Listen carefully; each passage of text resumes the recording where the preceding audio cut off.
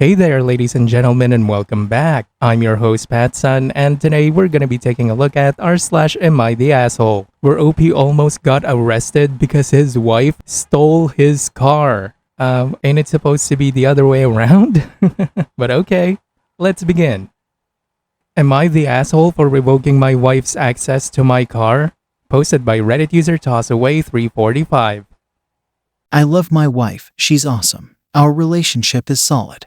But she's a very different person than I am. I am by nature an organized and process-oriented person. I work as a project manager and my life is focused around structure, planning, deadlines, etc. My wife is the opposite. She's a creative type with a great career in advertising. Nothing about her life is organized. Everything is haphazard and somewhat chaotic. But this is what makes her good at her job. I understand and accept that and have done since I fell in love with her. We're different, and that's a huge part of her awesomeness. She is cool and exciting and brought new things to my life. I love that. The issue, we both have cars. My car is newer and has better tech, but they're similar. But I keep my car clean and tidy all the time. Her car is a mess, garbage, empty coffee cups, shit rolls around when driving, etc. She hates dealing with it. And because my car is nicer than hers, she prefers to use my car. 3 weeks ago, she's going to a friend's place up in the woods, 5 hours drive, for a girls' weekend. I am going out for the weekend skiing. 3.5 hours. We're both leaving at the end of work Friday.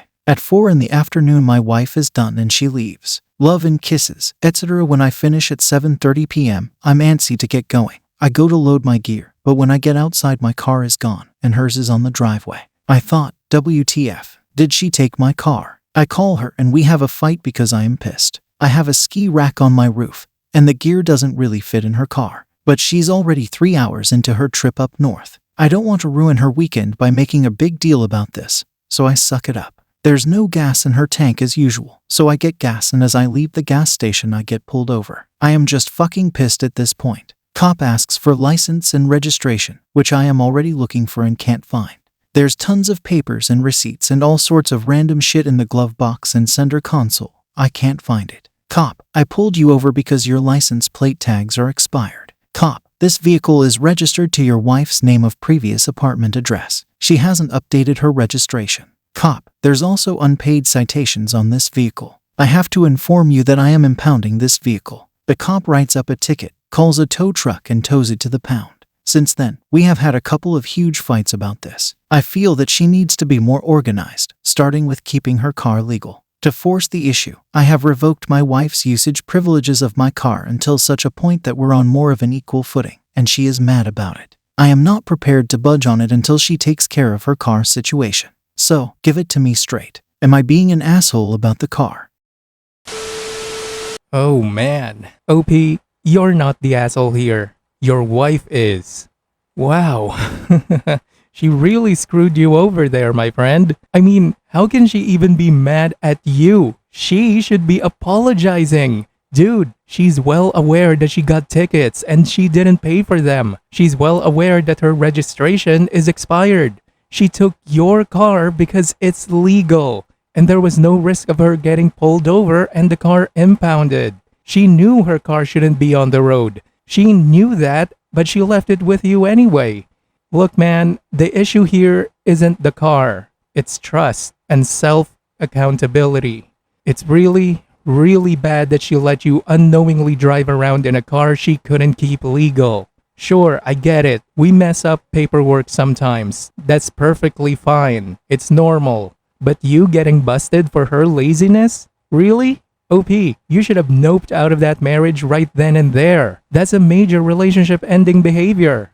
Now, I guess let's listen to OP's update. A lot has happened in the past 8 months. This issue really opened up a huge can of worms that I am having a hard time knowing what I want to do moving forward with. Bear with me, this is long. So here's what happened since this post. Important context, we never joined our finances. We have separate bank accounts where pay goes into, and a joint account that we both put our monthly funds to cover joint expenses, and it's been working fine for years. We also have separate accounts for things like cell phones, car insurance, and other stuff that we had before we got together. Retrieval of her car. 1. I've never had a car towed before, so didn't really know what to do. And holy shit, this was a complete shit show. I called the number for the impound lot, and they informed me that before I could get the car back, we needed to pay off all the citations, get the car compliant, etc. Of course, the DMV doesn't open till Monday, so I am without car all weekend. 2. Monday, we go into the DMV to sort this out. I find out that there are 47 unpaid tickets for my wife's car, going back for almost 2 years, which cost over $1,500 to clear out. I was dumbfounded.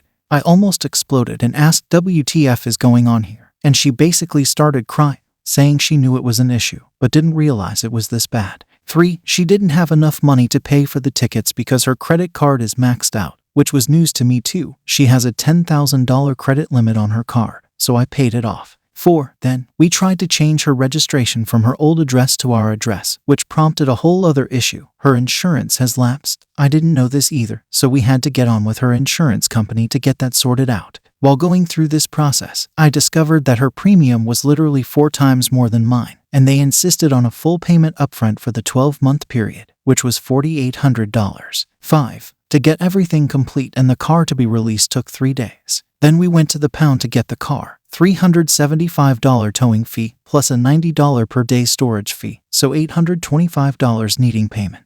Again, I had to pay because she couldn't afford it. We get home and I am just fuming. This just cost me $7,000 in a few days. Our first real fight. After we get home from picking up the car, I am just beyond frustrated and angry at this entire situation and need to have clearing of the grievances with her. This blew up over 4 hours to the biggest fight we've ever had. I thought we'd had fights before, but this was different. It was relationship existential. It really opened my eyes to the real issue, that being I actually don't really know who she is anymore. So many skeletons came out of the closet in this 4-hour roller coaster of emotions. Here's the highlight.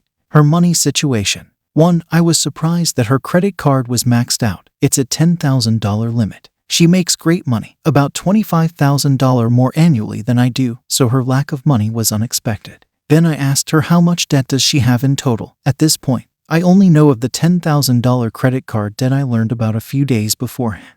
2. I learned that she had 6 credit cards. All of them are basically maxed out. Total credit card debt is $24,000, all with high interest. 3. She also had 3 store cards, all maxed out. Total store card debt is $2,500. 4. I also learned she had a line of credit for $18,000, also maxed out. 5. She also owes to various friends and family members about $8,000. 6. Her total debt is $52,000. 7. She makes the monthly minimum payments only, on everything. At this point I am shocked and reeling. I can't believe it. I feel physically sick. I didn't know about any of this, and I am at a loss as to why I don't know. I don't even know who she is anymore. We've been married 2 years, together for 5.5 years. When we moved from dating to a relationship, we had a pretty big talk about core values and what was important to be aligned on before getting really involved. Obviously, things like being exclusive are key, but I also said that financial security and being debt-free are very important to me. I made some stupid decisions in my early 20s that hurt me financially, and I had to work hard to get out from under that.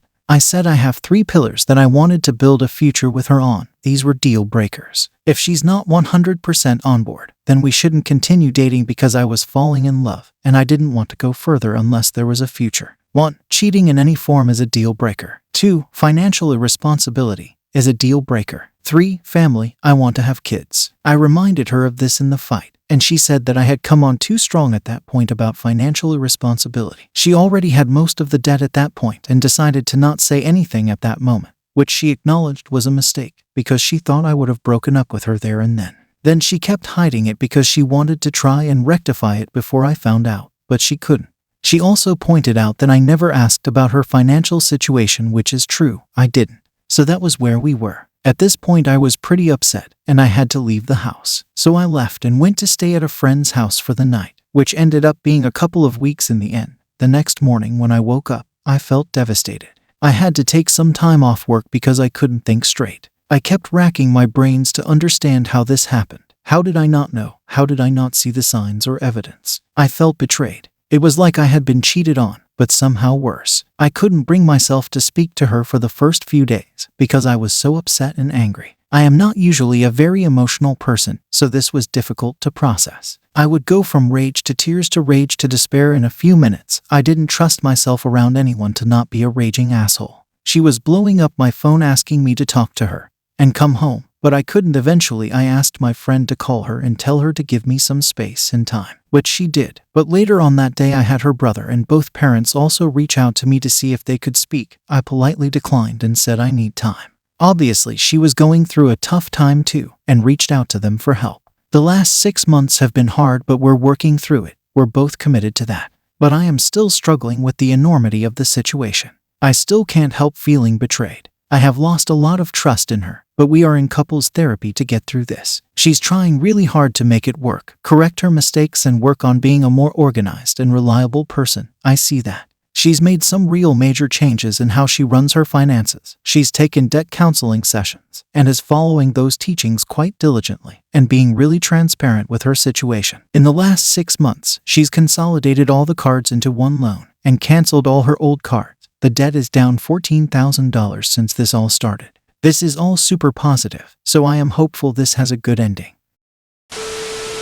Like I said, I would have walked out of that marriage after that whole car fiasco. What she did was incredibly selfish. She was self-centered and beyond irresponsible. Sure, she may have some sort of addiction or mental health issues, but mental illness is not an excuse for shitty behavior. It never has, and it never will.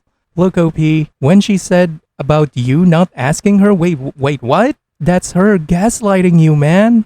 She was blame shifting, trying to make you look like the bad guy in your head because she knows she fucked up, but she doesn't want to take responsibility.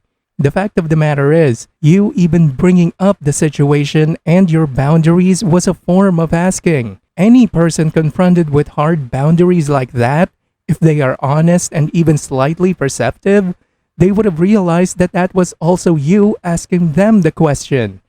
But some people just like to dance around their issues unless they are asked as directly and explicitly as possible. And even then, they would still lie to you. That was manipulative as fuck on her part, and that made me angry for you. I'm not gonna tell you what to do in your own marriage, but if I were in your situation, I would be running for the hills and filing for divorce. I wouldn't give her the chance to drag me down with her. Good luck. Viewer support is the best way for me to remain independent and continue bringing you these daily videos, which will always be here on my YouTube channel for you to watch absolutely free.